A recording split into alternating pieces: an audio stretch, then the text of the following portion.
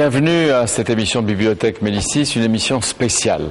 Nous avons en effet décidé avec Monique Cantos-Sperber de consacrer notre rendez-vous hebdomadaire à un document qui devrait marquer le débat public pendant longtemps, le rapport de la commission Attali. Commission de libération de la croissance française. De la croissance ou décroissance? J'aurais préféré décroissance, mais la croissance. Alors, vous voyez, vous êtes très sourcilleux sur le terme et sur les mots eux-mêmes. Avec votre rapport, et bienvenue, Jacques Attali, vous lancez un message, on peut dire prophétique sur l'avenir de la France, mais comme nul n'est prophète en son pays, avant même la publication de ce document, qui est aussi un livre et qui a donc sa place à Bibliothèque Médicis, les boucliers se sont levés. Est-ce que vous êtes surpris? Non, il y a en effet des boucliers qui se lèvent, c'est normal, mais il y a en même temps beaucoup de prise de conscience de ce que nous proposons collectivement avec plusieurs de mes amis qui sont ici réunis, puisque c'est pas un rapport personnel, mais un rapport d'une commission qui a travaillé ensemble pendant près de 6 mois, correspond à une évidence minimale pour que la société française soit au niveau des autres grands pays qui bougent infiniment plus vite qu'elle. Et est-ce que c'est ça que vous vouliez, mettre d'une certaine façon le pays en effervescence, en état de conscience, mais en débat peut-être aussi? Non, on nous a demandé de donner notre diagnostic et des propositions précises sur ce qu'il faut faire. On a rempli notre mission. Nous ne souhaitons pas que ce rapport ne fasse que susciter un débat. Ce n'est pas un problème académique, c'est un problème extrêmement... Que chacun se l'approprie. Que chacun se l'approprie et que le pouvoir politique décide. Ouais. Ce n'est pas une question académique. La France a des urgences. Maintenant, le temps des études est terminé, il faut agir. Alors, dès votre introduction, vous prévenez Jacques Attali, ce n'est ni un catalogue, ni un concours d'idées originales condamnées à rester dans les tiroirs, ni un inventaire dans lequel on pourrait picorer. Jean-François Copé, vous avez déjà dit, c'est une démarche fantastique, audacieuse, courageuse. Dommage, parce qu'on ne peut pas faire tout. Pas tout ou rien. On ne peut pas tout prendre en bloc. Disons que c'est un meuble avec des tiroirs. On peut ouvrir certains tiroirs, mais il faut tout prendre dans chaque tiroir. On peut fermer certains tiroirs, sans doute, mais si on ouvre un tiroir, il faut tout prendre. En tout cas, le gouvernement est libre et le Parlement aussi. Nous sommes en République et nous ne sommes pas dans le gouvernement dictatorial d'une commission. Mais si on veut se targuer de l'appui et de la légitimité de notre travail, on ne peut pas prendre... Je prends 2 ou 3 exemples. Sur la libération du commerce, on ne peut pas libéraliser les grandes surfaces, ce qui est nécessaire, si en même temps on ne renforce pas les petits commerces et les fournisseurs indépendants. On ne peut pas à la fois développer le contrat à l'amiable, dans la libéralisation la séparation à l'amiable du contrat de travail, et en même temps, si on ne fait pas en même temps la mise en place d'un contrat d'évolution qui stabilise les conditions de recherche de l'emploi et un bonus-malus sur l'emploi des jeunes. Et on pourrait citer 1000 exemples comme ça. Donc le gouvernement et l'Assemblée feront ce qu'ils voudront.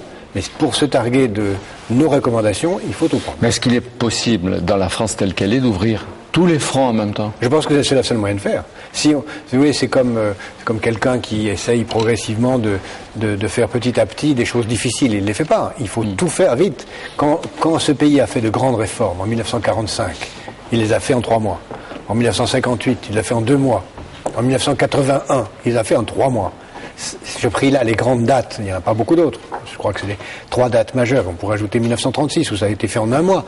Les grandes réformes sont faites vite, après avoir été beaucoup réfléchies. C'est d'ailleurs le propre de l'action, en tout cas telle que je la pense. Il faut beaucoup réfléchir et agir vite. Oui.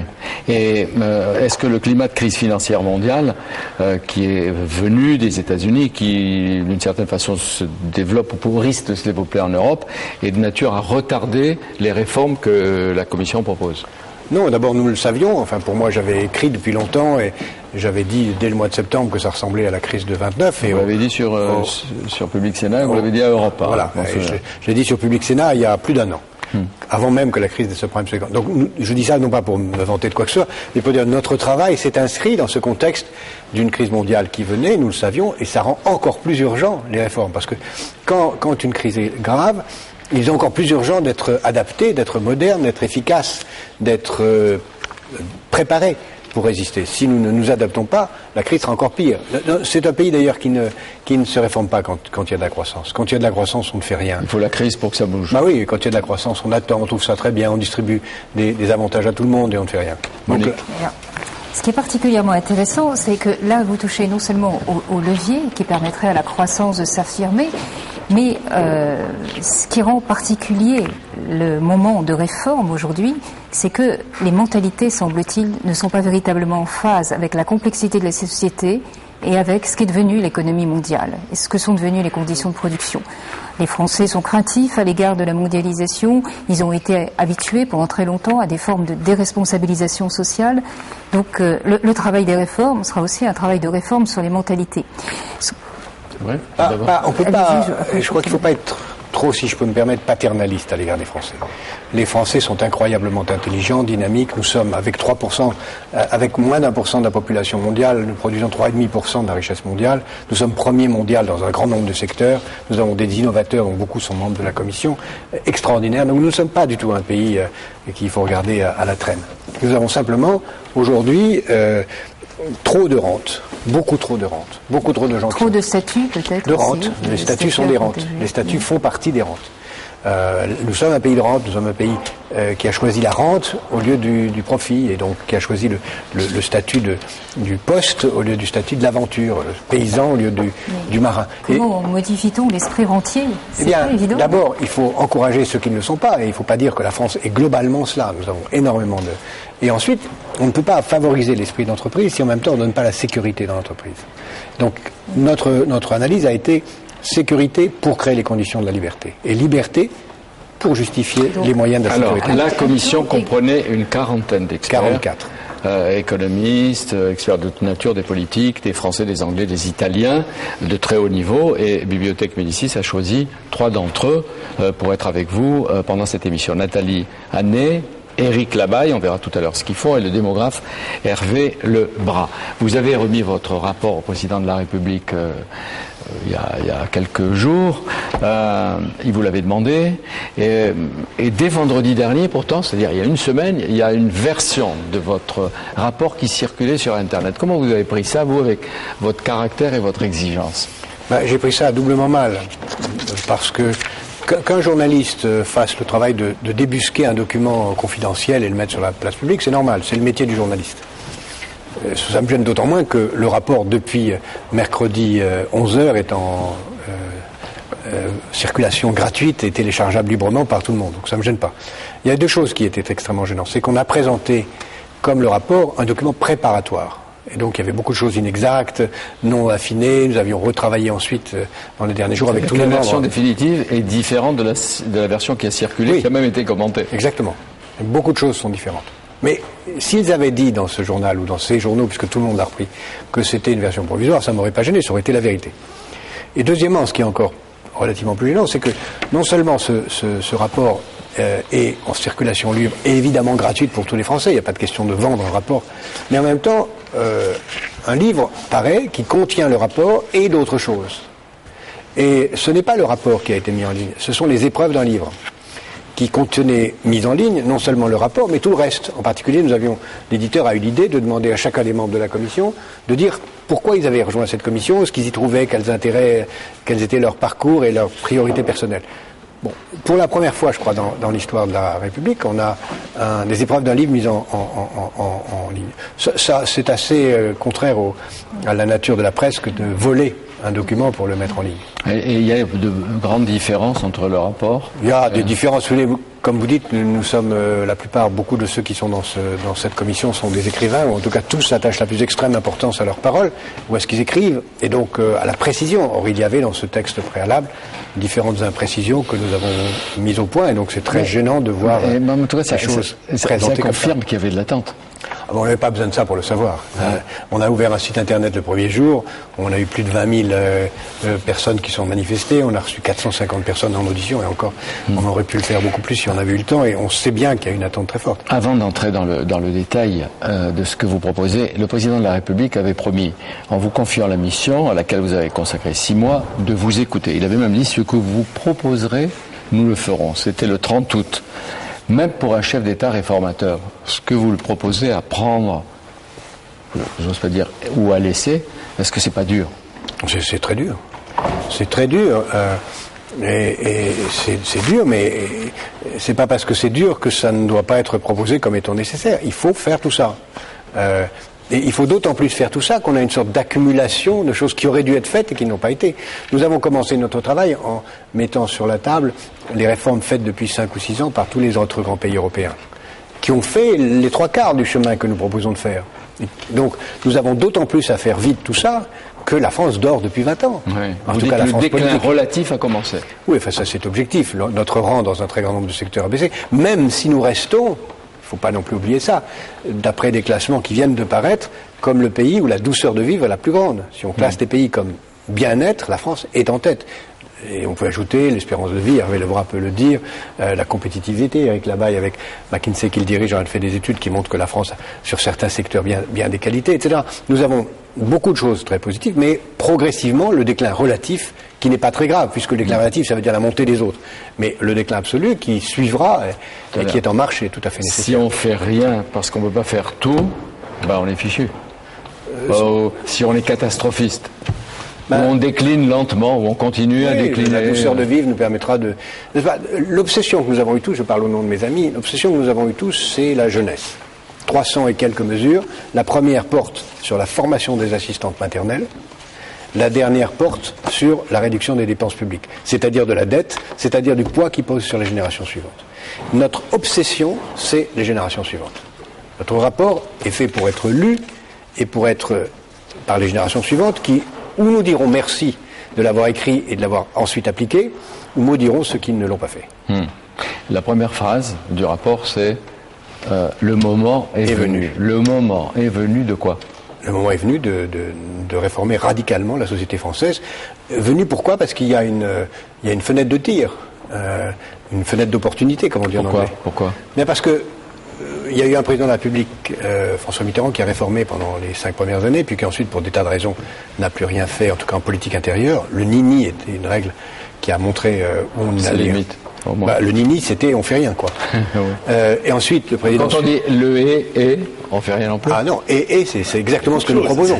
Oui, nous mais proposons alors, et. Exactement. C'est tout. Exactement.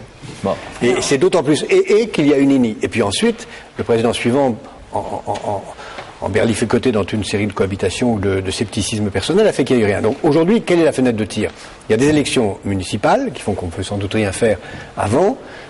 Ensuite, il y aura des élections régionales à partir de... Mais le rendez-vous de juillet, la présidence par la France. C'est pourquoi, disons que d'avril 2008 à juin 2009, il n'y a pas d'élection en France. Donc c'est une période où on peut agir largement. Après, il y aura les élections européennes et les élections présidentielles, donc c'est fini. Donc on a 3 mois. 18 mois. Ah ouais. Mais vous avez raison de dire qu'à partir de la présidence européenne de juillet 2008, le président et le gouvernement seront vraiment très occupés par les enjeux européens et auront moins de temps. Donc, véritablement, la matrice du changement, d'ailleurs, vous verrez dans le rapport, un calendrier extrêmement détaillé des mesures phares, les 20 principales mesures que nous avons mis en avant.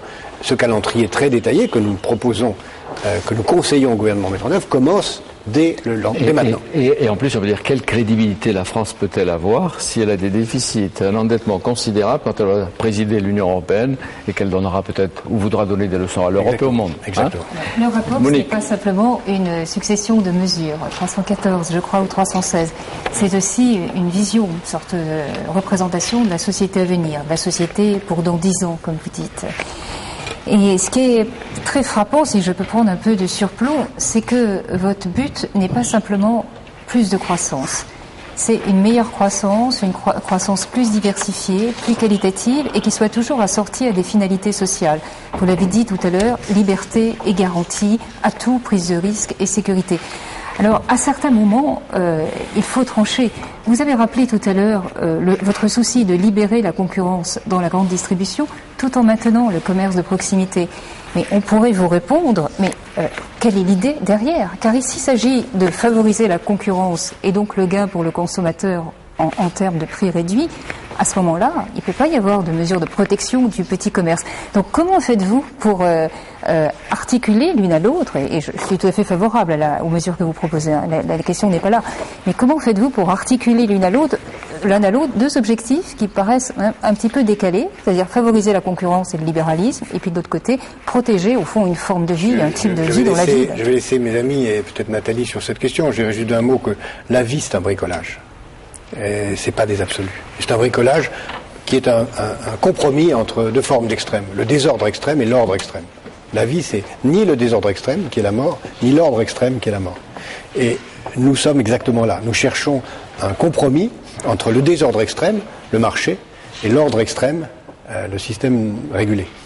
Au milieu, il y a beaucoup de liberté et beaucoup de régulation à la fois pour créer les conditions pour que ça fonctionne et que ça vive. Mais peut-être que Nathalie peut... Alors Nathalie, depuis 4 ans, vous êtes responsable d'une fédération de 500 entreprises à statut associatif. 450 entreprises, oui, 450. à statut Voilà. associatif majoritaire. Ouais. Leur objectif principal, c'est l'emploi. On crée de l'activité pour recruter des gens en grande difficulté au regard de l'emploi et on les accompagne dans cet emploi. Et puis comme notre responsabilité va au-delà, nous avons également pris l'initiative de développer de l'emploi hors conventionnement insertion professionnelle et sous la marque Proxime Service, nous développons les services à la personne. Et ça représente combien d'emplois aujourd'hui? Combien de personnes concernées? Aujourd'hui, le réseau entier a 100 000 personnes. 100 000 personnes, dont un peu plus de 82 000 sont passées en parcours d'insertion professionnelle au cours de l'année 2006, puisqu'on a ces chiffres-là. Et alors vous-même, vous dites que la croissance en France ne dépend pas d'une mesure phare ou de telle ou telle réforme, mais d'un ensemble qui doit être intégré. C'est un ensemble cohérent. Souvent, on a le tort d'imaginer que quand on a pour préoccupation principale l'intégration des personnes en difficulté, on agit uniquement sur le versant social. Or, dès lors qu'on redonne la possibilité de travailler, qu'on redonne confiance aux gens, c'est un potentiel énorme qui se dégage. Et notre pari et un des partis pris de cette commission qui fait que j'y ai trouvé pleinement ma place et mon intérêt, c'est que on admettait ensemble que c'était pas la croissance qui était facteur d'emploi, c'était le chômage qui était facteur de décroissance ou frein à la croissance. Et qu'il fallait donc agir pour diminuer le chômage, faciliter l'accès à l'emploi et ainsi on contribue à la croissance. Avec un ensemble d'autres mesures. Comment vous avez travaillé à 43 plus vous? Nous avons travaillé à 44 plus 1, Jacques Attali, d'abord en commission plénière. Non, mais est-ce qu'il écoute? Il écoute beaucoup. Il a des idées assez claires, assez fermes, mais je pense qu'à tout moment, il a eu l'écoute pour entendre les différences qui s'exprimaient autour de la table et pour rechercher le compromis. Et à chaque fois, nous n'avions pas le temps de tergiverser. Il fallait faire des propositions. Il fallait que ce soit concret. Ah oui, ça, on n'a pas le temps de tergiverser. Éric Labaille. Nous n'avons jamais voté. Hein. Ouais. Jamais. Tout à fait, sur ce thème, je souscrivais à ce que Nathalie disait. Jacques a mené les débats de main de maître, assurant que chacun, justement, pouvait parler, qu'on écoutait tout le monde et qu'on arrivait toujours à un consensus sur une mesure. Mais le consensus sur la mesure, c'était les décisions qu'il avait préalablement imaginées? Absolument pas. On a eu des groupes de travail sur différents sujets. Il y avait 5 à 6 sujets dès le début, compétitivité, pouvoir d'achat. Et vous insistiez sur quoi, Éric Labaille? Essentiellement, c'est de la compétitivité, pouvoir d'achat. Ce sont deux domaines dans lesquels... Et les clés de la compétitivité pour vous, dans ce que vous avez dû expliquer? Deux éléments. D'un côté, la formation. Et c'est pour ça qu'on a beaucoup travaillé sur les questions de formation professionnelle, enseignement supérieur, mais également école primaire. Et puis deuxièmement, tout ce qui est charge, le coût du travail, et donc s'assurer qu'on avait un coût du travail qui redevienne compétitif au niveau mondial. Et le secteur porteur. Oui, moi j'ai beaucoup apprécié la manière de Jacques. Il y a une chose qui est rarissime, c'est que il nous demandait notre avis, ou bien on envoyait, on avait des documents qui étaient très bien préparés, on adjoignait quelque chose, on faisait une remarque critique. Parfois, dans la demi-heure, quoi qu'il arrive, dans la demi-heure qui suivait, on avait un mot. C'était parfois oui, c'était parfois non, c'était parfois téléphone-moi, c'était parfois j'intègre cela au rapport. Donc, je pense que tous les membres de la commission ont eu le sentiment d'une écoute permanente. Et effectivement, même jusque dans la dernière version du rapport, on voit que tu as tenu compte au terme près quelquefois, et c'est très rare pour moi dans mon expérience. Vous avez vécu les 44 plus 8 en état d'ébullition constante, quoi, et de recherche. Oui, c'est vraiment une intelligence collective. Oui, et c'est aussi, pas simplement une intelligence collective, c'est aussi une organisation de cette intelligence. Tout était pensé de façon subtile, y compris même l'ordre dans lequel on prenait un repas, tout était parfaitement agencé. Tout méthodique et rapide. Hervé Lebras, est-ce que vous disiez, dès qu'on va faire les propositions, on va avoir une pluie de critiques? Oh oui, même je dirais que je suis étonné. Il y a j'ai l'impression qu'il y a eu une sorte de respect public devant cet énorme travail. Et les critiques, bien sûr, on les sent poindre progressivement, mais dans un premier temps, concernant le malheureux exemplaire qui a été dérobé, je trouve que la réception est extrêmement favorable. Oui, mais parce qu'on attendait le rapport. Et moi, je trouve qu'il y a eu les premières critiques et certains partis se sont précipités. Bon, la droite, elle va vous auditionner ou elle vous a auditionné. Mercredi, à l'Assemblée avec... c'est pas la droite, c'est l'Assemblée. L'Assemblée tout entière. Oui, avec la Commission des Affaires économiques. La Commission des Affaires économiques ouverte à Patrick Ollier. Mais ouverte à tous les parlementaires de toutes les commissions. Et, et le Sénat. L'EPS, avant même qu'il y ait le livre, tire à boulet rouge sur vous. On peut prendre quelques exemples avant de voir des cas très concrets. On dit, et les critiques se répètent, c'est un projet d'inspiration libérale. Attali a été touché par la grâce libérale. Non, je crois que c'est très facile d'avoir un avis avant de lire. Ça même simplifie les choses, c'est plus simple, quoi. C'est même un avis à la place de lire. Quand on lit le rapport, on s'aperçoit que ce genre de choses n'est pas justifié, même si libéral n'est pas pour moi un gros mot. Libéral au sens anglais du mot, c'est... Est-ce que la France souffre de ne pas l'être assez ? Oui, par certaines dimensions, oui. Il y a des professions réglementées qui ne devraient pas l'être, il y a des rentes de situation effrayantes, il y a des positions dans l'administration ou dans le secteur privé qui sont incroyablement injustifiées. Donc la liberté, et notre commission s'appelle Libération de la croissance, est nécessaire, mais en même temps, il y a une régulation complémentaire qui est nécessaire. C'est pour ça que je vous ai dit tout à l'heure, tout est équilibré. On ne peut pas avoir plus de libéralisme en matière de grande surface si en même temps on n'a pas davantage de soutien par l'État du petit commerce. Et donc il y a un équilibre qui est nécessaire. Est-ce que vous pensez que de cette façon vous répondez à la critique qui va revenir, qui a déjà commencé? Le rapport n'est ni juste socialement ni efficace économiquement. Ça c'est des mots en l'air. Oui, on pourrait dire l'inverse, on pourrait dire il est juste socialement et efficace économiquement. Je crois que ça a été notre recherche. En tout cas, c'est son ambition. C'est notre obsession. À chaque seconde, on a pesé toutes les mesures en fonction de leur justice sociale et de leur efficacité. Mais pour revenir à cette question du libéralisme, parce que évidemment, toutes les critiques vont se concentrer sur cet aspect-là, rapport trop libéral. Ceux qui manient ce type de critique n'ont pas compris que la clé du libéralisme, c'est que parfois il faut dérégulation pour sauver la liberté. Que la liberté laissée à elle-même est déchaînée et contre-productive, c'est-à-dire aboutir à des situations de domination. Ça, c'est Monique Cantos-Perber, philosophe qui a écrit des livres sur la liberté. Vous ne contestez pas. Quand vous dites liberté-régulation, c'est pas pour contraindre les libertés, c'est pour redonner une liberté qualitativement plus sûre. Quand on dit que sur les 316 mesures, il n'y en a pas une seule, pas un mot qui porte sur les salaires. C'est pas exact, parce que tout le rapport porte là-dessus. Parce que nous pensons que la question du pouvoir d'achat ne se dégrade pas. Le pouvoir d'achat, il découle de la croissance et il découle de la répartition, des mécanismes de répartition des richesses. Et tout le rapport est structuré autour de ça. On ne pouvait pas dire on va mettre le SMIC à 2 000 €, ça n'a pas de sens, c'est absurde. Ça, c'est à la rigueur dans un programme. Oui, on peut faire ça dans un programme. Dans un programme de parti. Mais ça n'a pas de sens. C'est pas pendant les élections. Nous avons montré comment on pouvait créer les conditions d'une augmentation. Et nous disons d'ailleurs qu'à partir du moment où la richesse est créée, il appartiendra à toute majorité politique de décider comment on la répartit. Si certains veulent la répartir d'une façon ou d'une autre, c'est son choix. Mais sans croissance, il ne peut pas y avoir d'augmentation des revenus. J'aime beaucoup le titre de la seconde partie, des acteurs mobiles et sécurisés, parce que c'est ça le problème. Centré sur l'individu, les acteurs, dans un cadre collectif, au pluriel. Mobile, ça veut dire qu'ils se mettent en mouvement. C'est au fond une manière d'éviter les pièges de l'accusation libérale.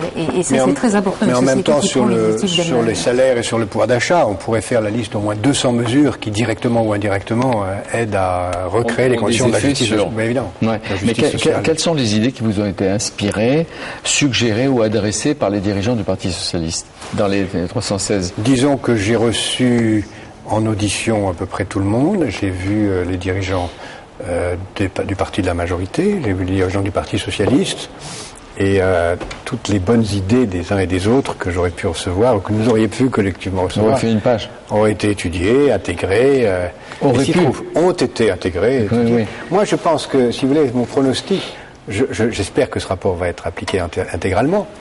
Et je parie, vous voyez, je ne sais pas si nous serons les uns et les autres vivants à l'époque en question, mais je pense que tout ce qui ne sera pas appliqué par l'actuel président de la République se trouvera dans le programme de la gauche aux élections prochaines. Non, mais est-ce que vous avez travaillé pour la gauche en pensant que la droite allait être incapable d'agir? Pas du tout. Je pense, d'abord, qui que ce soit, si un autre président de la République m'avait demandé de présider cette commission, je l'aurais accepté avec le plus grand plaisir, avec les mêmes conditions. J'écris moi-même la lettre de mission et je choisis moi-même les membres. J'aurais choisi la même membre et donc on serait arrivé au même rapport. Oui, c'est-à-dire que ce soit pour Delanoë, Ségolène Royal, François Hollande, je ne sais qui, Besançon, non, Besançon, il aurait jeté le rapport où il n'aurait pas demandé. Mais peut-être, hein? Oui, il aurait été le même. Le même. Oui, mais est-ce que vous n'êtes pas optimiste quand vous prévenez tous les partis, ces réformes devront être poursuivies avec ténacité pendant plusieurs mandats, quelles que soient les majorités. Oui, c'est-à-dire même la gauche, si jamais elle revenait au pouvoir. Je vous donne un exemple, n'est-ce pas, de choses qui n'est pas dans le rapport, enfin dont on parle dans le rapport, mais qui a déjà été fait. Je crois qu'il faut distinguer ce qui est politicien et ce qui est politique. Ce qui est politicien, c'est les petits détails, les onomatopées qu'on sait. Ce qui est politique, c'est des choses qui structurent. Parmi les grandes mesures dont nous parlons, il y a le fait de faire de Paris une place financière, de faire des ports, des grands ports, de faire de l'aéroport de Paris un des premiers, sinon le premier aéroport européen. L'aéroport de Roissy. Aujourd'hui, il est potentiellement le premier aéroport européen. Pourquoi? Nous avons 4 pistes. Pourquoi nous avons 4 pistes alors que les Anglais n'ont que 2 pistes, même 1 piste et demie? Parce que la décision de passer de 2 pistes à 4 pistes a été préparée par M. Ponce, prise par M. Guessot, appliquée par M. Robien. Eh bien, notre rapport, c'est ça. C'est prendre des mesures longues. Fichu, là. Avant que les mesures soient appliquées, c'est 2020-22. Non mais attendez, c'est pas 2020-22. D'abord, dans le temps nécessaire. Même si elles sont prises aujourd'hui. Eh bien, c'est raison de plus pour aller vite. Hein. Ouais. Raison de plus pour aller vite. Et quand on voit, par exemple, le sujet des ports, sur lequel nous insistons tellement, c'est tragique qu'il a fallu attendre 1992 pour que les salariés des ports aient le même statut que les autres salariés, et maintenant seulement pour s'occuper de l'efficacité des ports. Pourquoi vous insistez sur les ports? Et dans votre livre aussi, nous insistons sur tellement de sujets. Disons, les sujets sur lesquels nous insistons surtout, parmi 1000 autres, c'est le numérique, qui nous paraît le grand secteur de croissance. Éric Labaye va le dire tout à l'heure. Pourquoi? Allez, vous finissez sur le numérique, la santé, la santé, qui n'est pas une charge, mais un secteur de croissance. Pour nous, la santé est un secteur de croissance et non pas une charge. Vous allez à contre-courant de tout ce qu'on raconte. Oui, mais la santé... tout le monde se plaint de l'augmentation des dépenses. Mais oui, mais alors, santé. On va nous expliquer pourquoi quand les ventes de voitures augmentent, on dit que c'est une bonne nouvelle, et quand les ventes de santé augmentent, on dit que c'est une mauvaise nouvelle. Moi, j'ai jamais compris. Et donc, c'est purement idéologique. La santé est un secteur de croissance. Alors, comment est-ce un facteur de croissance? C'est un facteur de croissance. D'abord, quand les gens vont mieux, c'est en soi un facteur de bien-être. Ensuite, quand ils vont mieux, ils peuvent mieux travailler et travailler plus efficacement. Ensuite, les industries de la santé sont des industries porteuses d'avenir de façon massive. Et Hervé Lebras, qui est un des plus grands, sinon le plus grand démographe sur ce continent, vous dira davantage combien la croissance démographique est d'abord le fait que les gens non seulement vivent plus vieux, mais vivent plus jeunes. Mais alors, on va dire que c'est une prime aux industries pharmaceutiques. Mais c'est très bien. Et quel est le problème? Pourquoi ne pas faire en sorte... Nous pensons que les industries pharmaceutiques sont un secteur de croissance, mais pas seulement elles. Les industries biotechnologie, la neuroscience, les nanotechnologies, l'électronique médicale, les maisons de santé, l'hospitalisation à domicile, tout ça sont des facteurs de croissance formidables, y compris d'ailleurs l'attraction qu'on peut avoir à l'égard... La France a tout ça? La France a déjà des atouts sur les nanotechnologies, je sais, à Grenoble. Hervé, nous sommes le premier pays en termes d'espérance de vie dans le monde, en tout cas dans sa croissance. Oui, disons, pour les femmes, nous sommes juste derrière le Japon, donc on a quand même un très bon potentiel. D'autre part, actuellement, les progrès médicaux qui nous permettent de continuer cette croissance qui est on gagne 3 mois d'espérance de vie par an, sont des progrès qui portent sur des technologies extrêmement avancées, des technologies d'imagerie, on a cité les nanotechnologies, sur les neurosciences. Donc là-dedans, c'est un des secteurs qui sera sans doute le plus porteur. Et là, nous sommes capables, ou nous avons des capacités. Nous avons des très bonnes capacités. Notre problème, à mon avis, et ça c'est un autre aspect du rapport qui est important, qui là aussi dans le long terme, c'est pas simplement nous avons des capacités, nous devons continuer à en avoir. Et pour continuer à en avoir, il faut avoir un système de formation et de recherche performant, et il faut pouvoir recruter les meilleurs cerveaux dans le monde. On va voir avec... Les meilleurs cerveaux, d'où qu'ils viennent dans le monde. On va y arriver. D'où la cohérence d'ensemble. On va prendre des mesures particulières et des propositions particulières. Mais vous avez dit les ports. Qu'est-ce qu'il faut? En ce moment, Le Havre, qui est un beau port, décline. Et Marseille, 89e, il était 86e des ports mondiaux. Non, je crois que c'est 46 et 49. Mais Le Havre est 6e port européen. Et Marseille, le Havre doit être 46e port mondial. Le premier port européen à Rotterdam est 7e. Il y a 3 façons de compter. Si on compte en tonnage, en container. Pour les conteneurs. En container, nous sommes très loin. Le premier, c'est Singapour. Et le deuxième, c'est Shanghai. Ils se battent maintenant pour savoir lequel est le premier. Nous sommes très loin. Mais le premier port européen est oui, justement, quel port vous imaginez? Je pense qu'il y a 3 ports qu'il va falloir favoriser. D'abord, l'ensemble, Le Havre, Rouen, Paris, qu'il faut unifier. Ensuite, Nantes-Saint-Nazaire, qu'il faut certainement renforcer, et Marseille, qui a pris un retard considérable et qui est en train de... Marseille tout seul ou Marseille avec? Il n'y a pas de port qui n'existe sans un arrière-pays. Un port, c'est d'abord un arrière-pays. D'où l'importance de Rouen et Le Havre et Paris qui doivent s'unifier, et Nantes-Saint-Nazaire avec toute la région qui va derrière. Mais dans les 10 ans qui viennent, ça a un sens d'avoir des ports français, des ports nationaux, ou des ports mixtes français, non, mais italiens? De toute façon, les bateaux sont de plus en plus grands et ils s'arrêteront de moins en moins souvent. Et donc, comme on décharge aujourd'hui 100 containers à l'heure à une vitesse de plus en plus folle, les bateaux ont 50 000 containers sur eux, les bateaux s'arrêteront de moins en moins. Donc il y aura un port en Méditerranée, un port en mer du Nord et 2 ou 3 ports en Asie. Donc voilà pourquoi. La question pour nous, c'est de savoir si on sera le port ou pas. Les ports, c'est important. Alors on va prendre des mesures qui ont déjà été critiquées avant même d'en connaître les détails et la philosophie. Sur le problème des immigrés. Il y a quelques jours, Monsieur Ollier, qui vous a reçu mercredi, disait « Il convient de prendre avec mesure la proposition de la Commission Attali qui recommande de faciliter la délivrance de visas aux étrangers pour relancer la croissance. » Vous êtes un spécialiste, vous avez écrit un livre avec Jacques Lang sur l'immigration positive. C'était le titre. Donc il y a des immigrations positives. Comment? Alors, je pense que la plupart des immigrations dans le monde qui vient seront des immigrations positives. C'est-à-dire que par rapport à une immigration ancienne qui était une immigration de main-d'œuvre peu qualifiée, parfois même non alphabétisée, l'immigration récente, ce qui se profile dans le monde, c'est l'immigration des connaissances et des compétences, parce qu'on va vers l'économie du savoir. Donc il faut que là-dedans, nous soyons dans le peloton de tête. Et la plupart des mesures de crainte vis-à-vis de l'immigration sont des mesures qui reposent sur une crainte du passé de l'immigration. Bien entendu, il faut protéger, et le rapport contient beaucoup de mesures, la main-d'œuvre peu ou non qualifiée, il faut l'aider à se qualifier. Mais il faut surtout ne pas rater le peloton de tête. Ça veut dire que on souhaite avoir un développement de l'immigration qualifié. C'est ce qui manque dans la phrase du député Ollier. Il ne dit pas qualifié, bien sûr. On n'ouvre pas tous azimuts, mais on dit simplement l'important c'est la qualification. La commission, je ne sais pas, au principe des quotas. La commission n'en a pas vraiment discuté. La commission dit explicitement, et nous sommes unanimes là-dessus, que s'il doit y avoir des préférences, elles ne doivent pas être par profession, mais par compétence. Oui. Nous pensons qu'il faut encourager l'avenue des compétences, mais pas choisir les gens sur des professions. Ni la profession, ni la nation. Ni la nationalité. Et là, je crois qu'il y a un accord. Pas hostile au quota. Ce qu'on entend par quota, si c'est de dire on ouvre 150 000 places de travailleurs qualifiés chaque année, moi je dirais, je pense que la commission n'a rien contre, simplement c'est assez vague. Je crois que dans la commission, on a cherché à être précis. Les compétences, est-ce que ça ne va pas pénaliser un certain nombre de pays? Parce que, actuellement, est-ce que ça ne pénalisera pas l'Afrique? Moi, je crois qu'il y a vous allez avoir beaucoup d'Indiens, très bientôt des grands Chinois. C'est une hypocrisie dans ce. C'est une hypocrisie considérable, parce que on nous dit vous allez pénaliser les Africains parce que soit vous ne les prenez pas, vous prenez que les Indiens, puis à l'inverse on nous dit ah non, vous allez pénaliser les Africains parce que vous prenez tous les Africains et vous videz ces pays de leur élite. Les deux choses sont complètement fausses.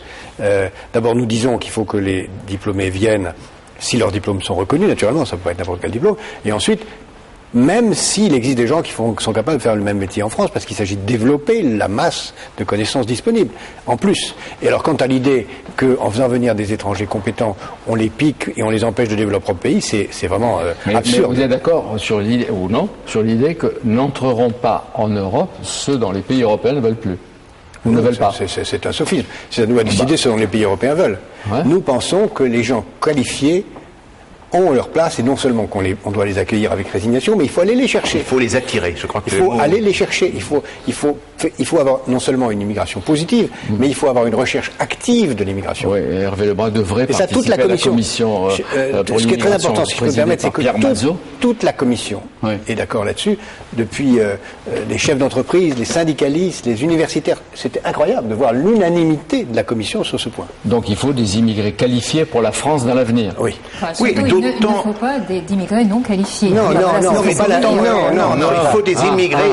Il faut des immigrés qualifiés. Mais je dirais que la situation est d'autant plus grave que la France est actuellement le pays développé dont la structure de qualification de la main-d'œuvre est la plus faible. Donc on a là vraiment pas simplement un impératif, on a un rattrapage à opérer. Et vous allez vous faire tous attaquer sur ce plan? C'est pas certain. Je pense qu'il y a une incompréhension. La compréhension progresse un peu de la nécessité. Vous savez, même justement, vous citez les quotas. On parlait d'immigration zéro il y a encore quelques années, et donc l'idée fait son chemin qu'on a besoin de l'immigration. On change de sujet. Je ne sais pas si Monique voulait poser une question. Par exemple, sur le principe de précaution. Par exemple, j'entendais Nathalie Kosciusko-Morizet dire à Dominique Souchier l'autre jour sur Europe 1 et qu'elle dénonçait votre proposition de supprimer le principe de précaution, en particulier à propos des OGM, parce qu'accepter le risque plutôt que la précaution, tout est permis, etc. Oui, etc. Alors, elle disait bien que c'était réactionnaire, c'était conservateur. Tout est possible, on peut insulter les gens n'importe comment, c'est pas un problème. Mais il vaut mieux lire le texte. Ce que nous disons, c'est qu'évidemment, il y a un besoin énorme de prendre garde à ce qu'on peut faire, d'être très soucieux, de prendre des précautions. Mais nous disons de façon extrêmement précise dans le texte que la façon dont le principe de précaution est rédigé dans la Constitution est absurde. Moi je suis convaincu, c'est pas que je suis convaincu, je sais que la plupart des députés qui l'ont voté ne l'ont pas lu. Ils me l'ont dit. Je peux pas le dire moi, mais soyez gentils, qu'est-ce que je suis content que vous disiez que ce principe n'aurait pas dû être... Vous savez, moi, le président nous a demandé, donc on a été voté, mais vraiment, que c'est idiot. Mais moi, je peux pas le dire. Dites-le, soyez gentils, dites-le. Voilà, ça, on l'a entendu tout le temps. Je demande à un député d'avoir la gentillesse de m'expliquer ce que veut dire le texte qu'il a voté. Aucun n'est capable. Ça, lisez le texte, il ne veut rien dire. Qu'est-ce que vous dites à Nathalie Kosciusko-Morizet? Je dis qu'il faut au moins réécrire ce principe pour qu'il soit précisément défini et qu'on dise quel est le dommage qualifié qu'il s'agit de prévenir. Si on dit il faut empêcher tout dommage, même incertain, ça n'a pas de sens. Non, mais le problème du principe de précaution, c'est que ce n'est pas un principe de prudence.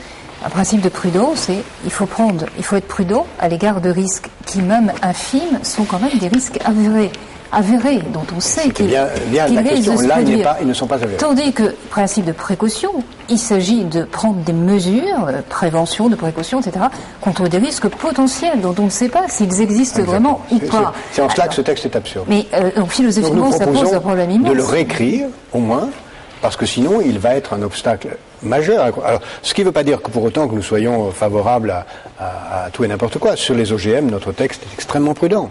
Extrêmement prudent. Nous sommes pour le développement de la recherche, parce que je crois que c'est très important, mais pas au-delà pour l'instant, tant que la recherche ne nous en dit pas plus. Là, c'est très clair. On ne sait pas s'il y a un risque. Voilà. On est dans un cas typique d'application du principe de précaution. Mais il faut, selon vous, accroître les connaissances. Mais je trouve qu'il y a un lien très fort, juste un mot, il y a un lien très fort aussi entre le rapport, on peut dire pourquoi le principe de précaution, mais le rapport insiste sur la prise de risque aussi. C'est-à-dire que c'est quelque chose qui a beaucoup manqué aux Français dans les années récentes. Et pas simplement la prise de risque, bien entendu, aventureuse, mais aussi que la prise de risque ne soit pas trop sanctionnée. Éric Labaille, sur la prise de risque. Alors, je pense qu'on y faisait allusion tout à l'heure, les secteurs porteurs en particulier nécessitent une prise de risque. On voit que les secteurs porteurs dont on parlait, le numérique, les biotechnologies, les énergies renouvelables, et voilà, l'environnement est pour nous un secteur porteur. Sont des secteurs porteurs, on le voit au niveau mondial, c'est un des secteurs qui a les plus forts taux de croissance. Donc la question est comment est-ce que la France peut aller capturer une partie de cette croissance. Et donc nos entreprises, nos instituts de recherche doivent prendre des risques. Mais il faut prendre des risques. Il faut prendre des risques. Pour l'individu qui monte sa boîte et qui prend des risques, justement, quel type de filet de sécurité, quel type de garantie? Est-ce qu'il y a une forme de mutualisation des risques qui persiste? Ou c'est une très forte mutualisation des conséquences négatives? Vous individualisez tout, la prise de risque et les conséquences? On a développé beaucoup de choses, en particulier le contrat d'évolution, pour protéger ceux qui perdent leur emploi en leur permettant d'être rémunérés pour chercher un emploi de façon beaucoup plus active, d'être accompagnés. Ça, c'est vraiment une révolution profonde qui va très au-delà de la flexisécurité nordique. Est-ce que vous diriez que le plus grand des risques, c'est de ne rien faire? Aujourd'hui, après vous avoir entendu, après avoir lu le rapport, on dit si on fait rien, on crève. Même si on ne prend pas un peu de risque. Bien sûr. Je suis un peu brutal et familier, mais. C'est-à-dire quand vous êtes quand vous mourrez de faim et que vous avez de la nourriture, vous prenez le risque d'en manger ou vous mourrez de faim. Hein. Alors, autre thème, vous avez proposé, la suppression en 10 ans du département. François Hollande vous proposez la suppression du département à la veille d'élections cantonales, c'est cocasse, même si vous prenez 10 ans. Jean Puech, qui est le responsable de l'association des départements, etc., le président communiste du Conseil général du Val-de-Marne, M. Favier, estime que c'est choquant, que c'est absurde, et Jean-Pierre Raffarin trouve l'idée loufoque qu'elle accueille. Pourquoi avoir Qu'est-ce que vous avez contre les départements? D'abord, on ne peut pas dire à la fois qu'il faut réduire la part des dépenses publiques dans le produit intérieur brut et ne pas trouver des sources d'économie. Aujourd'hui, tout ce dont vous avez parlé, ou presque, en tout cas beaucoup de gens du même genre, président de conseil généraux, droite-gauche, droite-gauche, nous ont dit l'inverse en privé. Même en public, j'ai entendu le secrétaire général du parti dominant de la majorité. Oui, mais il pensait que vous taperiez sur un autre territoire. Non, pas du tout. Peut-être la commune, l'intercommunalité. Non, je vous dis, monsieur, le secrétaire général du parti dominant de la majorité, donc monsieur le secrétaire général de l'UMP, a dit la suppression du département est imaginable. Ce qui, de la part d'un président de conseil général, n'est pas la moindre des choses. Je pourrais vous citer, s'il m'y autorisait, au moins 10 présidents de conseil généraux qui m'ont dit, non, mais ils m'ont dit en privé. Non. Monsieur, lui, il a dit en public, qui m'ont dit, mais évidemment qu'il faut le faire. Évidemment qu'il faut le faire. Mais vous supprimez le conseil général de l'autre. Non, tous. Mais pourquoi? Alors, c'est ça qui est intéressant. Pour quelle raison? La raison, c'est que nous sommes passés au XXIe siècle et il y a un moment où il faut cesser d'avoir tout le monde qui fait tout. Nous avons commencé une décentralisation où on a transféré des pouvoirs aux régions, aux départements et aux communes, sans en même temps enlever des pouvoirs à l'État, ce qui fait qu'on a encore des fonctionnaires des travaux publics de l'État et des fonctionnaires des travaux publics dans le département. Les deux font la même chose, dont certains ne font rien d'ailleurs. Et en même temps, on a donné plus de pouvoir aux régions et on a des compétences qui sont mêlées, État, région, Europe, communes, agglomération de communes, etc. Donc, non seulement il y a trop de niveaux, mais en plus, comme il y a tellement de niveaux, ils se paralysent les uns les autres, rien ne se fait, on ne sait plus qui est responsable de quoi, les dépenses sont multiples. Alors qu'à l'évidence, beaucoup de choses qui sont faites au niveau du département pourraient être faites au niveau de la région, et beaucoup de choses qui sont faites au niveau de la région, au niveau du département, pourraient aussi être faites au niveau de l'agglomération regroupant les communes, en particulier toutes les dépenses sociales. C'est l'instance qui vous paraît la moins pertinente. C'est l'instance la moins pertinente et qui en 10 ans perdra sa raison d'être. Il suffit, je ne pense pas qu'il faut supprimer un décret, nous n'avons pas dit ça. Nous avons dit qu'il faut progressivement transférer aux régions d'une part, aux agglomérations de communes d'autre part, qui doivent regrouper les communes de façon à couvrir tout le territoire, tous les moyens qui sont aujourd'hui donnés, en particulier en matière sociale. Mais c'est pas une manière d'affaiblir la décentralisation, au contraire. C'est une manière de la renforcer. Aujourd'hui, elle est paralysée. Oui. Mais Eric, qui dirige un grand cabinet de consultants, pourrait le dire d'un point de vue de consultant objectif, indépendamment de l'État. Peut-être juste 2 éléments. Je crois que Jacques le mentionnait. Le premier, c'est quand vous regardez les autres pays européens, en termes de nombre de niveaux, ils en ont un de moins. On est le seul à en avoir un de plus. Donc à ce niveau-là, eux arrivent à administrer leur pays avec des ressources plus efficientes. Et la deuxième réflexion, c'est après d'aller sur le terrain, justement, se dire finalement, prenant différents aspects de l'organisation publique, l'organisation sociale, l'organisation des directions départementales des différents services, eh bien, il faut aller réinventer un petit peu, entre l'État et la commune, une façon de travailler.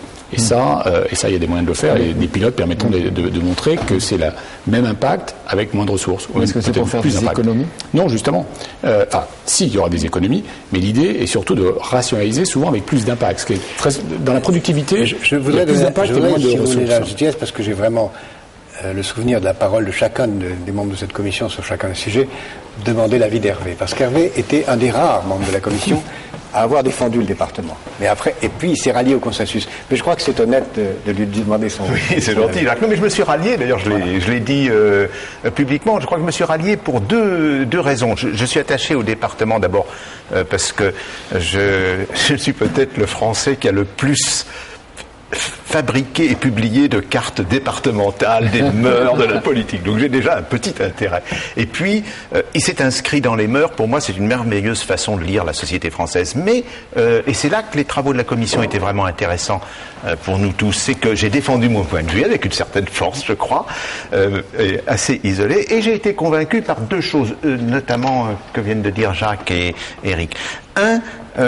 Nos partenaires européens sont tous au niveau des régions. Donc si on veut peser par rapport à eux, avoir des coopérations, elles seront entre régions. Et puis 2, c'est dessiné peut-être seulement sur la fin, c'est les agglomérations. C'est parce que le problème est lié au fait que les communes sont toutes petites. Alors le département est gros par rapport aux communes. Mais à partir du moment où vous avez des agglomérations, le département devient petit, au fond il y a un décalage qui se produit et en plus de cela, les agglomérations peuvent prendre en charge la politique de proximité. Vous avez bien fait d'aller dans la commission, hein. On évolue. Voilà. Sur quoi par exemple vous avez reculé?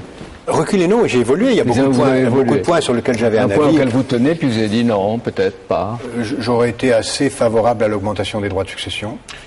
Et j'ai été assez convaincu par les membres qui ont exprimé le souci que c'était... C'est le cas? C'est celui qui me vient à l'esprit. Bon, cherchez pendant que j'interroge Nathalie, à la fois sur le risque, sur le département, etc., vu à l'endroit où vous êtes. À l'endroit où je suis, la suppression d'un échelon, alors le département, c'est avant tout une recherche d'efficacité, parce que quand vous êtes sur le territoire à vous empoigner des choses aussi compliquées que la question de l'emploi, vous avez affaire à la région pour les questions de formation et de développement, vous avez affaire au département pour tout ce qui est accompagnement social, bénéficiaire du RMI notamment, et vous avez enfin affaire aux communes qui ne veulent pas rester de côté sur ce sujet et qui veulent absolument intervenir. Et ça donne des problèmes de gouvernance absolument inextricables, demandant aux chefs d'entreprise qui ont à leur main ces projets d'insertion professionnelle d'être de véritables mercenaires à charge pour eux de devoir concilier les objectifs politiques de ces différentes instances. En supprimer une, c'est peut-être trouver plus de cohérence sur les territoires et faciliter l'intervention d'un certain nombre de gens sur ces questions, notamment de l'emploi, mais je suis convaincu que sur d'autres sujets, ce sera tout aussi efficace. Je reviens sur le risque à travers un exemple. J'ai lu les fiches qui vous ont été demandées par Jacques Attali, personnelles, enfin la manière personnelle d'expliquer pour quelles raisons vous étiez les uns et les autres entrés dans la commission. Est-ce que vous en avez appris ce que vous avez fait? Et vous êtes démographe, célèbre, au-delà des frontières françaises, vous êtes couvert de diplômes, vous avez publié des tas de livres. Vous pensez qu'il faut changer de gré ou de force? Et je me suis demandé pourquoi de gré ou de force. Et vous partez de votre expérience personnelle. On peut raconter, puisque vous le dites. Vous pouvez, quand vous êtes entré en première au lycée, vous êtes fracturé la colonne vertébrale à cause d'un mauvais plongeon. Et vous êtes resté paralysé pendant plusieurs mois. Et là, vous dites que vous étiez nul en maths, vous avez bossé les maths, vous êtes devenu un champion en maths, polytechnicien, etc. Donc, il faut prendre de temps en temps, ça c'était de force, oui. Hein? Mais sans aller jusqu'à se casser la figure et mal plonger. On peut. Non, justement, je donne un second exemple où, au contraire, c'était degré, c'est-à-dire où c'est par ma propre décision d'aller travailler au Tchad, dans la Brousse tchadienne, où j'ai changé ma vision de la société a été changée. Mais vous savez, on avait dans la commission quelqu'un qui connaît, je ne sais pas quelle est sa fiche, mais mieux que moi encore ces questions, c'est Boris Cyrulnik, qui a justement montré l'importance souvent des conséquences des risques, qu'ils soient de gré ou de force. C'est ce qu'il appelle la résilience. Ouais. Alors, Monique, d'autres mesures? Il y a une dont j'ai lu les échos dans la presse, la déréglementation de certaines professions, en particulier les taxis. Alors là, c'est un cas intéressant. Il y a les pharmaciens, expliquez-nous, les pharmaciens, si ça vous semble petit par rapport à l'ensemble, c'est petit par rapport à l'ensemble. Oui, au stade de l'émission, il y a les pharmaciens, les notaires et les taxis. Non, il y en a beaucoup d'autres. Oui. Il y a les grands corps. Les grands corps. Les grands corps de l'État, ils sont quand même beaucoup plus importants. Alors qu'en est-il des grands corps? Les grands corps, on propose de recruter les grands corps non plus à la sortie de l'école, mais 5 ans après, de façon à ce que ceux qui y rentrent avec une véritable formation, et ceci est véritable, une vraie révolution. Nous pensions collectivement, c'est pas je, toute la commission pensait, qu'on ne peut pas demander des efforts seulement aux petits si on n'en demande pas aux grands. Et en particulier à ceux qui détiennent la principale rente. Donc les grands corps. Les grands corps, c'est peut-être, peu de monde ont remarqué ce qu'il y avait dans la C'est essentiel, dans le rapport. C'est fondamental. À l'État Saint-Simonien, voilà, c'est fondamental. Même ça ne veut pas dire suppression des grands corps, mais ça veut dire modification de leurs conditions de recrutement, de façon à créer les conditions de leur efficacité. Et puis il y a un certain nombre de professions qui nous paraissent aujourd'hui devoir être fusionnées.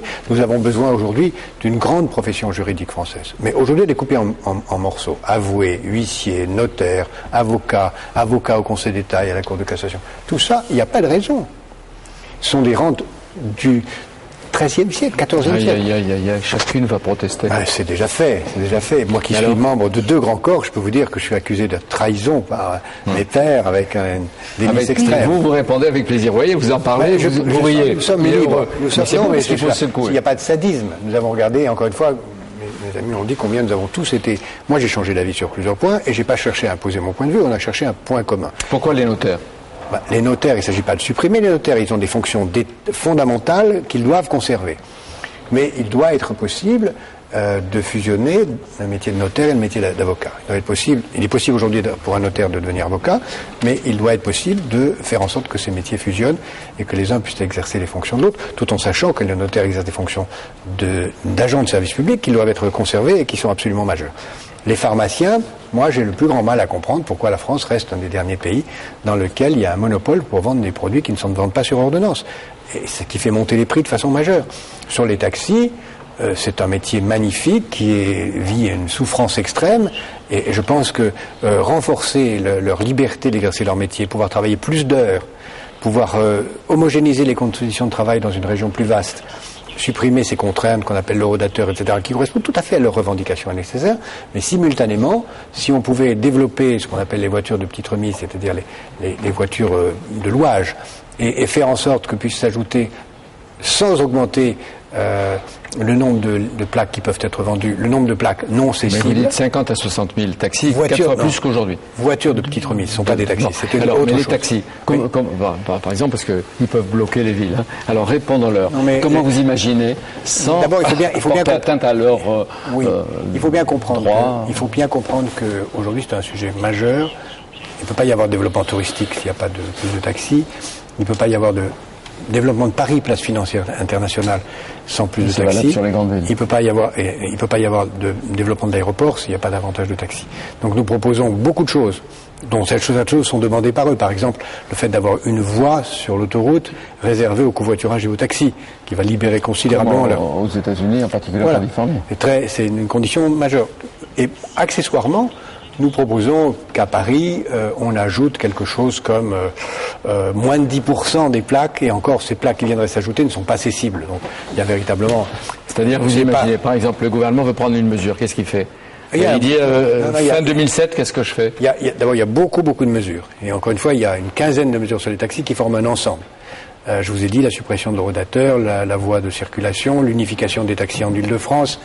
On est devenus tous incollables sur ces professions. Et ça, je serais plus intéressé à vous parler des pharmaciens ou des notaires que des pauvres taxis qui sont difficiles. Mais sur la question des plaques de taxi, il y a une mesure très simple, c'est qu'il y a à peu près 7 à 8 000 personnes qui demandent une plaque de taxi au 1er janvier 2008. Une bonne mesure consisterait à leur donner une plaque, gratuitement, mais que cette plaque ne soit pas cessible. Ce qui aurait l'avantage d'avoir plus de taxis dans Paris, mais comme la plaque nouvelle ne serait pas cessible, eh bien, la valeur des plaques existantes ne serait pas diminuée.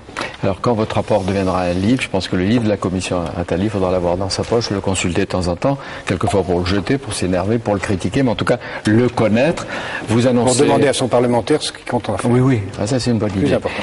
Vous annoncez des ambitions, et en même temps, ce qui vous avait frappé avec Monique, parce qu'on les a regardées un peu vite, vous ne vouliez pas lâcher le rapport, et les décisions fondamentales. Et la première mission, parce que vous dites que notre pays n'a pas de matière première, hormis les richesses liées à l'agriculture, c'est la connaissance, le savoir, l'éducation, la formation, la recherche, la culture. Enfin, tout le monde le sait depuis longtemps, mais personne ne le fait. Nous sommes le pays en Europe qui emploie le moins de ressources pour l'enseignement supérieur et la recherche que les autres grands pays développés. Donc, c'est le seul secteur où nous demandons une réorientation des dépenses publiques pour croître. Et ça commence aux assistantes de crèche, parce que Boris Cyrulnik nous a bien expliqué, on a bien travaillé là-dessus, que ce qu'on ne fait pas en crèche et en classe maternelle, c'est trop tard pour beaucoup d'autres. Donc là, nous demandons à ce qu'il y ait davantage de moyens, une priorité plus grande à l'enseignement de l'anglais et de l'informatique, et ensuite des priorités non pas dans le secondaire, mais surtout dans le supérieur, pour améliorer les conditions d'enseignement, de réception, de vie des étudiants qui sont aujourd'hui tragiques. Alors venons-en à l'école primaire, puisque c'est comme cela que s'ouvre le rapport. La première proposition a trait à l'éducation. Le Haut Conseil à l'éducation a publié un rapport au mois d'août dernier indiquant que 40% des enfants quittent l'école primaire avec des acquis fragiles, ce qui signifie qu'ils ont du mal à lire et du mal à écrire, et il a tout lieu de penser que ces acquis fragiles conduiront directement à l'échec scolaire. Pensez-vous que le développement de la créativité des élèves, comme vous le suggérez, le travail en groupe et l'apprentissage de l'anglais peuvent remédier à cette lacune majeure de l'apprentissage primaire. Nous donnons tous ces chiffres dans le rapport. 150 000 enfants qui sortent du système scolaire sans formation, nous donnons tous ces chiffres. C'est à la fin de la scolarité obligatoire. Hein. La fin d'école primaire, c'est encore plus grave. C'est 40%, c'est déjà 1 million d'enfants. Absolument. Non, nous pensons que c'est la priorité. Et tout ce que nous avons vu en enquêtant, en étudiant, en voyant les gens, c'est que ça commence aux crèches. Ceux qui sont victimes, ce sont les enfants des quartiers difficiles, et ce sont qui n'ont pas accès. Nathalie connaît ça beaucoup mieux que moi, elle pourra en parler. Ce sont eux qui ont des difficultés. Les pires sont les enfants de la DAS, mais même les enfants qui sont élevés dans des familles ont des situations difficiles, et c'est à eux qu'il faut s'adresser d'abord par les crèches, et donc ça passe par la formation de ceux qui travaillent dans les crèches. C'est d'ailleurs assez vertigineux. Hein. Quand vous formez une assistante maternelle, elle va former des enfants qui, s'ils deviennent professeurs, seront professeurs dans un siècle, si vous comptez bien. Donc, vous voyez que quand on touche à la formation des assistantes de crèche, on touche l'impact sur les enfants dans 100 ans. Alors, il y a tellement de mesures, et puis le temps passe trop vite, mais j'en cite quelques-unes. Construire des villes nouvelles, généraliser le très haut débit, réformer la représentativité syndicale, c'est en route, il va y avoir de grandes négociations là-dessus. Augmenter la CSG, la TVA. Là, vous allez vous faire tous assassiner. Eric, tu peux répondre ? Je crois que c'est justement le point de tout à l'heure, quand on parlait du coût du travail. La question, c'est vraiment de pouvoir baisser le coût du travail pour le rendre plus compétitif, mais néanmoins de ne pas gréver le budget de l'État, et donc de retrouver des recettes via la CSG ou la TVA. Donc l'objectif est vraiment un objectif de compétitivité de cette mesure. Et il faut bien voir que si on augmente la CSG, c'est qu'en échange, on aura rendu du pouvoir d'achat, parce que les charges sont baissées, le salaire aura augmenté, voilà une mesure directe sur le salaire qui est passé inaperçu auprès de certains de nos amis, parce que la baisse des charges, c'est l'augmentation du salaire direct, qui est en partie repris sous forme de CSG, mais seulement en partie, parce que le reste vient nourrir le pouvoir d'achat. Et c'est la condition essentielle pour retrouver de la compétitivité. Maintenant, sur le point précis que vous avez évoqué, c'est-à-dire l'équilibre financier de nos propositions, nous avons eu toute une série de réunions avec la direction du budget, d'ailleurs qu'Éric a présidé pour certaines d'entre elles, et je le laisse répondre. Notre proposition est financièrement équilibrée et s'inscrit dans une baisse de 1% de la part des dépenses publiques dans le revenu national et sans aucun impôt nouveau. Oui, je crois que le point est important. La plupart des mesures, en fait, n'ont aucun impact sur le budget de l'État. Ce sont des questions de réglementation, des questions de management de la performance. Donc il y a quelques mesures qui coûtent cher. C'est les mesures sur les universités, les mesures sur les écopolices, le contrat d'évolution, exactement. Mais donc pour ces différentes mesures, soit des partenariats publics-privés sont envisagés, et donc qui permettront justement de financer une partie de l'immobilier, ou ce sont des redéploiements de ressources existantes d'allocation chômage. Nathalie René, vous aussi, vous avez voulu supprimer les lois Galland et Raffarin, pourquoi ? Vous me posez une question piège. Pourquoi supprimer les lois Raffarin et Galland ? L'objectif était de pouvoir libérer la création de ces grandes surfaces et qu'elles soient plus régulées uniquement dans un cadre très restreint, mais qu'elles puissent les unes les autres se faire concurrence de façon à ce que ça joue sur les prix favorablement pour les consommateurs. C'était pas une question piège, c'était important de le dire parce que ça fera un élément du débat. Oui, mais on en revient à la question du petit commerce. On sait bien d'avoir répondu en disant liberté et régulation en même temps, mais on aimerait savoir si oui ou non le consommateur est défendu ou l'intérêt du consommateur est défendu. Je pense que l'intérêt du consommateur est défendu, mais il y a une double vigilance à exercer. D'abord, les grandes surfaces, elles sont quand même regroupées et structurées dans des grands groupes qui ont différentes marques. Et si c'est le même groupe qui s'installe à la périphérie d'une même ville, on a bien des ennuis. Et deuxièmement, peut-être il faut que ce soit des règles d'urbanisme, du coup, qui contrôlent l'installation de ces grandes surfaces et qui, de ce fait-là, permettent de préserver aussi le petit commerce. Alors, très vite, parce que l'heure arrive. Dernier élément, il ne faut pas que ces grandes surfaces soient éloignées de ces petits commerces, parce que c'est la concurrence et la proximité du choix qui permet de se développer une concurrence qui fait venir les consommateurs. Qui doit piloter cette réforme ? D'abord, notre obsession, ça a été que cette réforme vise à aider les jeunes, les personnes défavorisées et à aider à la justice sociale. Nous avons regardé toutes ces mesures en fonction de ça, c'est la clé de lecture. L'équité, les jeunes, les précaires doivent être les bénéficiaires. Et vous dites tous que c'est toute la société qui devrait prendre en compte et se mettre en mouvement. Mais avec ses priorités. C'est très important pour les jeunes. Avec donc il y a quand même des priorités. Qui pilote? Le pilote ne peut être que le président de la République et le Premier ministre. Le couple exécutif doit piloter et avec l'appui du gouvernement et du Parlement. Mais maintenant, c'est pas. Nous avons fait notre travail. D'accord, mais si le président de la République et le Premier ministre vous réunissent les cas en quatre, il dit mais je veux bien réformer. Comment je vais faire? Je veux réformer. Par quoi je commence? Nous avons préparé pour les 20 mesures les plus importantes des dossiers très détaillés qui sont à la disposition du gouvernement. Pour le reste, si on nous demande notre avis sur la façon de faire, on le donnera. Mais ce n'est pas notre rôle. Maintenant, nous avons fait notre travail d'une commission indépendante. Il appartient au gouvernement et au Parlement de faire son travail. Et Nathalie Hannet, vous, Hervé Lebras, vous, M. Labaille et les autres, pour vous, c'est fini? Vous avez remis le rapport? Fini? Ou il y aura un suivi? Ou vous avez envie de recommencer? La mission initiale. Enfin, pas de recommencer, mais de suivre. La mission initiale se termine, mais bien entendu qu'on a à cœur de suivre et, si possible, de là où on est, d'accompagner ou collectivement, si toutefois il nous est donné mandat de suivre. Il y aura un suivi? Vous voulez un suivi? Nous avons demandé, et j'en ai parlé avec le président de la République avant même la remise de ce rapport, de pouvoir réunir la commission 4 fois par an, la première étant le 28 mars, pour suivre les conditions de mise en œuvre, parce que nous avons, pour moi, pour nous tous, ce n'est pas un rapport seulement au président de la République, c'est un rapport aux Français. D'ailleurs, nous allons en province, dans plusieurs villes, expliquer ce rapport. Débattre, aussi nombreux que possible. Je crois qu'au-delà de suivre, c'est aussi d'être un acteur. Il y a beaucoup de mesures sur lesquelles chacun d'entre nous, je pense, va s'engager, justement pour la faire avancer et la réaliser. Dernière question. D'abord, vous allez prendre deux questions. Si vous allez prendre tous des coups, vous êtes prêts à ça? Vous allez vous décourager ou continuer à vous battre? Allez, Nathalie. Ça. On est assez convaincus et forts de ce travail collectif que nous avons fait. Donc ça nous donne cette énergie, cette conviction nous porte. Vous connaissez Jean-Pierre Elkabbach, ça ne m'a jamais fait peur de prendre des coups et je trouve que dans ce cas-là, ça sera pour la bonne cause, donc je suis partant. Et vous? Je ne crois pas qu'on va prendre des coups. Je pense que maintenant, notre objet livre, notre objet rapport, va être une sorte de statut du commandeur devant tous les dirigeants. Ouais. La France de 2012, ou la France en 2012, vous n'êtes pas peu prétentieux quand même, hein? Ah bah c'est la moindre des choses. Ou alors optimiste. On n'est pas prétentieux. Hein? On nous a demandé de faire un rapport sur les conditions de changer la France. Le sujet est ambitieux, c'est pas nous qui le sommes. 2012, vous faites toute l'énumération. Si jamais on prend nos mesures, et il y a presque une page, on va pas énumérer toutes les mesures, même si cette réforme, ces réformes, il faut les mener tambour battant, la France 2012, c'est quoi?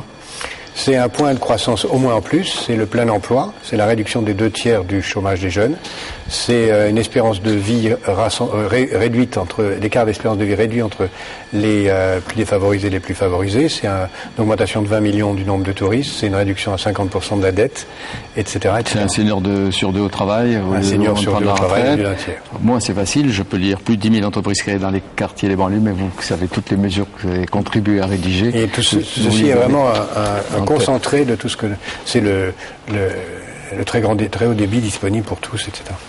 Merci à vous tous. Ça nous permettra aussi de mieux comprendre l'état de la France, son évolution et en même temps l'état du monde qui est en train de se globaliser. On en voit les conséquences sur le plan économique et financier. Merci à vous tous.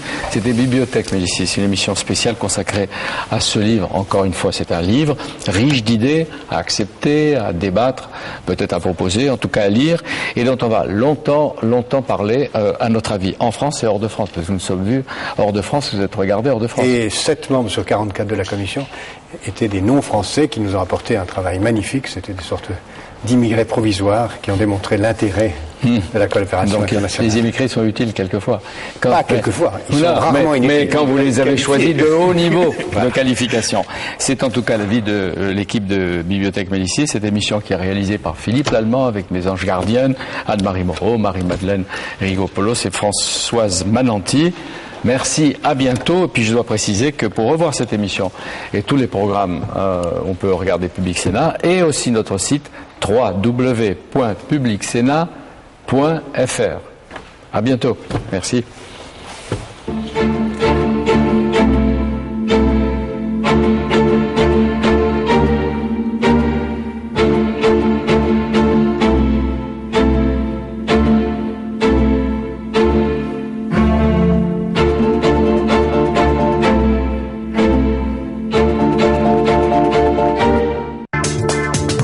souhaitez réagir à cette émission, poser des questions, débattre, regarder en accès gratuit et illimité la chaîne en temps réel ou les programmes en VOD, rendez-vous sur www.publicsena.fr.